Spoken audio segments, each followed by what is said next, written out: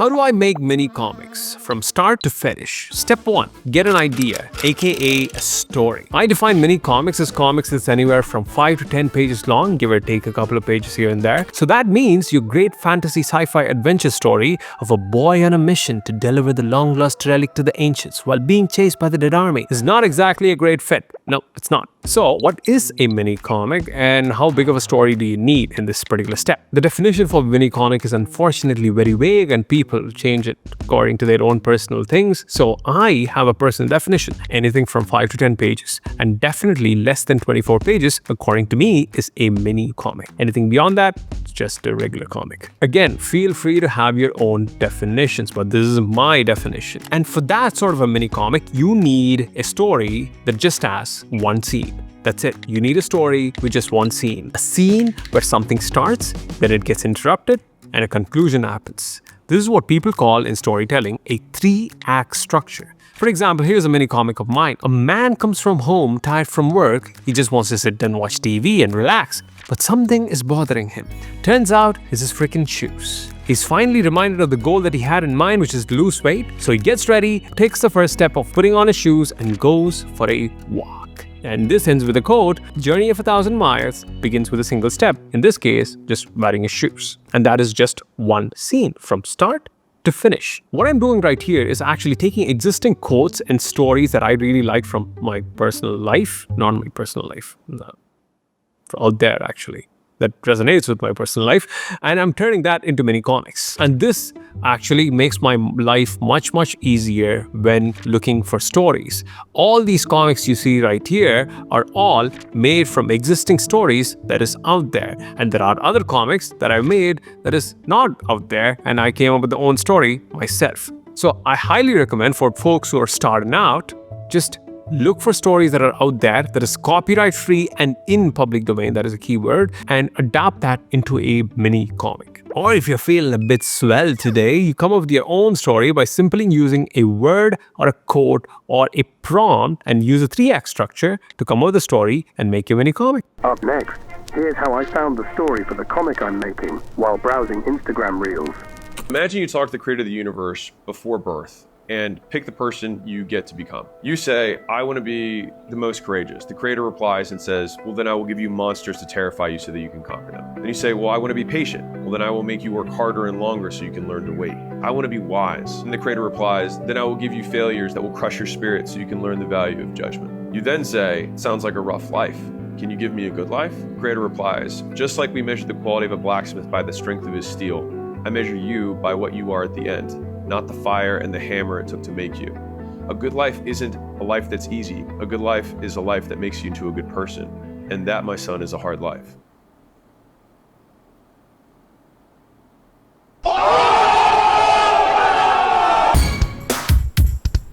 Now that I got a story for my mini comic, this particular planning phase involves a couple of things. We want to define the scope of our mini comic. Now, what does that mean? At this phase, I want to think about how I want my comic to be, like the ratio and the size of the page. What style do I want to pursue for this comic? How long do I want to spend making this comic? Pro tip, anything longer than 2 weeks, in my opinion, is too long for a mini comic. That is my opinion, by the way.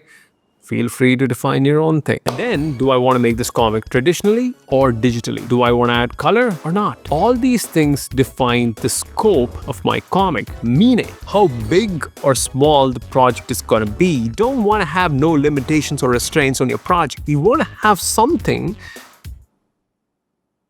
to stop you because you're unstoppable. Naturally, you're unstoppable and you'll constantly think and not make the project. That's why you want something to stop you. Alright, so for this particular mini comic, here's the scope that I have. The ratio is going to be 1:1, which is similar to all the comics that I've been making as part of this collection. And for the style, I often have a very vague idea. So this is where I actually go to Pinterest and search for inspirations of existing comic pages that I really like and sort of find elements and note those things down to sort of come up with my own style. One might say I'm wasting my time browsing the internet, but I call it research. Actually, I'm just wasting my time. time. How long do I want to spend on this comic? Well, 3 to 5 days to finish this whole thing. I'm thinking anywhere from 5 pages to 7 pages plus 1 page for the cover. And that is what I think is how long this comic will take. But honestly, I think this will take 2 weeks. Just being super realistic, because I want to do this traditionally and then color this digitally. And in the spirit of the reel we just watched, I want to make things hard for myself so that I can die a happy man with no regrets at the end of my freaking life. #hard life equals good life. All right, so I've got the script right here, which is basically all the things, all the writings, the narration and the dialogue that is there in the comic printed out like this. That's it. It's as simple as that. Now, what I try to do is basically break this entire thing down into panels. And here's how I do it. So I'm just reading through this thing. Imagine you talk to the creator of the universe before birth and pick the person you get to become. You say, I want to be the most courageous. So for example, I'm thinking, all right, this one and till this one is going to be a panel, and then this one is going to be a panel, and then this thing is going to be a panel, and then the creator replies. So I think from here to here is going to be a panel, right? So I'm sort of breaking things down basically into like I want these lines into a panel, these lines into a panel, these lines to from here to here, from here to here, from here to here. And then with that information, I would then go into thumbnailing, where I actually explore if the things that I have actually broken down right here will work. That's where the actual exploration starts. So let's do that.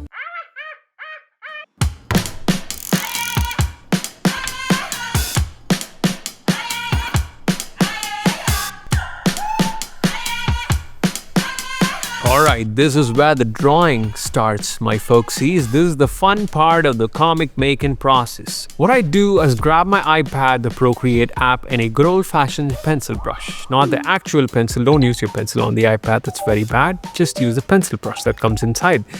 Anyways, the process is actually called thumbnailing and layouts. And what you essentially do here in this particular phase is you create a super rough, sketchy version of your comic, its panels and its composition, in a super rough, sketchy way, like it was drawn by a cat. All you do is block the things that you want in the page, how the characters are, where the characters are, and the panels and the composition that you want by just using basic shapes. For example, here's a thumbnail page, here's the pencils, and here's the final page. This is the difference. Now, most people design their characters and do this particular thumbnailing of the pages of the comic, but I use this phase to often design my character as a thumbnail with just basic, super basic shapes. For example, the main character in my Starfish story comic was just a box, a triangle, a circle with some lines for hands and legs. And another character for my comic, One Step, is just a bunch of boxes, like 4 boxes to be exact. 1, 2, 3, 4, 5, 6. 6 boxes, I'm sorry, I got the math wrong. What I then do in later phases, I go ahead and design it with more details, but now it's just basic shapes. Heck, you can even draw a stick figure if you want. Nobody cares. But Kesh Broski, how do you decide how to panel the comic, the layouts, the composition? Should it be a close-up or a zoom in, or a zoom out, or a pan, a wide, establishment? How does it work, my man? That's a good question right there. Here's a masterclass on paneling and composition.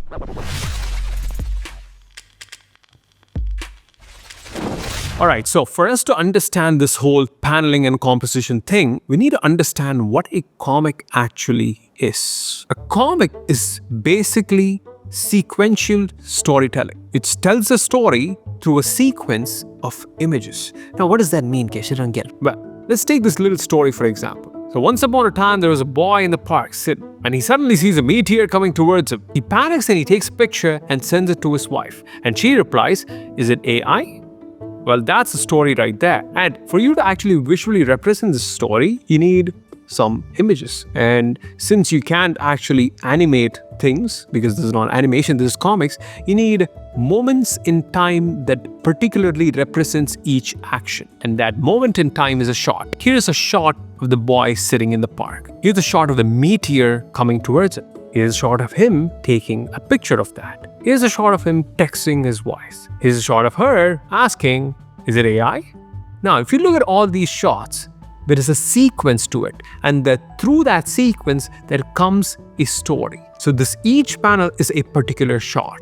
Now, if this was actually real life, you don't need these separate shots which are like a capturing of a moment in time in order to convey the story. You can just play the thing in front of you to actually see the thing. It can be like a stage drama, right? That's what stage dramas are. It's on a stage, these things happen and you see and you understand the story that is happening. But we're using a paper and a pen, and then therefore, so we need to capture only a particular moment in time. And that particular moment is actually important. And that is the first principle right there. You need to capture moments that are important, that serves in telling of the story through a sequence. But you might be asking, Kesh Broski, I can't see the things that I want to see clearly in these shots. I don't see the guy reacting to the meteor. Where is the meteor? I can't see the meteor. Where is him taking the picture? Is he taking a picture? Looks like he's just lifting his phone and doing something. He's texting something. I can see he's texting something, but who is he texting? And what did his wife reply? You're telling me that she's asked this particular thing, but what did she actually say? When you're actually looking at a particular sequence, you yourself as a human being, as a consumer of that particular story, are asking for certain things. And this is where types of shots come in. In cinema, in movie making, there are different kinds of shots. There is a establishment shot, which sort of establishes a particular setting or a person or a thing. And then there is a medium shot, which sort of gets up close to the thing that they want to actually focus on. Then there is a close-up shot, which really focuses the thing on the thing that you want to focus on. That's what kind of a sentence is that? But you disregard everything else. And these are just 3 shots. There are other shots in between those, like a mid-long, a mid-close, super close shot, an ultra close-up shot, or a over-the-shoulder shot, which is you're basically looking at someone through the shoulder of someone else so that it indicates a conversation, or a 2 shot where 2 people are standing in a particular frame. So there are different kinds of shots in storytelling which you can use to evoke different emotion. And that's where you need to play with things. So you have these square panels right here. All these panels are of equal sizes. Now you need to change up the shots in order to tell a better story. So once upon a time, there was a boy in the park. A nice establishment shot. Very good. It works. He suddenly sees a meteor coming towards him. There is a motivation. You need to cut to another shot of the meteor so that you can actually show there is something coming towards him. Now, showing his reaction is also important right here, because I can't see his emotion on a wide shot like this. I want to go up close. He panics. So you put up a close-up shot over there or a mid-close shot over there instead of the existing establishment shot that we had. And then you cut to him taking his phone. Right? He's taking a picture. See, this is sort of like an over-the-shoulder shot, except there is no shoulder. We're looking at the phone and the person through that particular thing. And then you have this particular shot of him taking a picture. Or you can put it in a different way, right? There are options. That's the beauty of this thing. You can actually try out different shots for the same thing that you actually want to convey. And then he texts her, panic, like frantically. And then she replies. So you put another reaction shot for the action that he actually did right now, where he's seeing the text that he actually received. So now that you see, at first you had different shots for each moment of the story, and then we put a different type of shot for each moment of the story to invoke a better emotional response from the story, the consumer of the story. And finally, you don't want everything to be equal, right? So you don't want a comic to be like just a square panel upon square panel upon square panel upon square panels. Boring, right? Who wants that, right? You want a different panel composition for each kind of shot that you're trying to convey, right? So the starting shot of him sitting in the park, instead of a square panel, how about a wide, long, rectangular panel, right? A meteor coming towards him. How can that meteor be in another wide panel, or can it sort of come beyond the panel, breaking the panel so that, creates more emotions, like coming towards you? And then he panics. He's like, oh my God. So you don't need a huge panel for that. You just need a little panel. Maybe let's put it on the left side of the page, right? You explore with the placements of things. And then he takes a picture, right? Boom. You take a picture. That's a very important moment right there, right? So, you establish this longer panel compared to his reaction, right? That's another thing. And then he texts his wife, and then he gives a response, and he's flabbergasted by the response. See, you're adding another shot right there by looking at how the story flows. And then you end with this thing. Is it AI? Okay, you don't want to end the story there. You want to sort of end it with some sort of like a like that, right? So he's looking at the audience and saying, what the hell was that? Right? And that's the end of the comic. See, this is how you go from the particular story to the different kinds of shots, the types of shots, and then you explore the size of the panels that you can put on the page. And then you actually add and remove shots, change the size and width and types of panel, move the panels around the page in order to create a layout, a panel composition of the page, the shot composition of the page. So that, folks, is how you do things. One of the ways I learned this particular thing is by watching a lot of movies. So whenever I watch a movie, I look at the scene and how it is being screenplayed on the screen, right? How it is being played on the screen. That's what they call screenplay. So I study the shots, the type of shots. What is the motivation? What is the action and the reaction? What types of shots are they using in order to convey the same thing? Different directors use different techniques and types of shots in order to convey a particular story. It's good to study them so that you increase your knowledge, because at the end of the day, movie making, comics, all of these things, sequential storytelling. They're putting a sequence of moments in time in order to tell a story. And that, folks, is how you actually panel and compose your page. Alright, so I'm done with the layouts, and I have 1, 2, 3, 4, 5, 6, 7 pages for the comic, and I crammed in as much as I can into each of the single page, and it's come to 7 pages. Now, you might be asking, but broski, how do you design the characters? Well, that is part 2 in this particular series. See you around.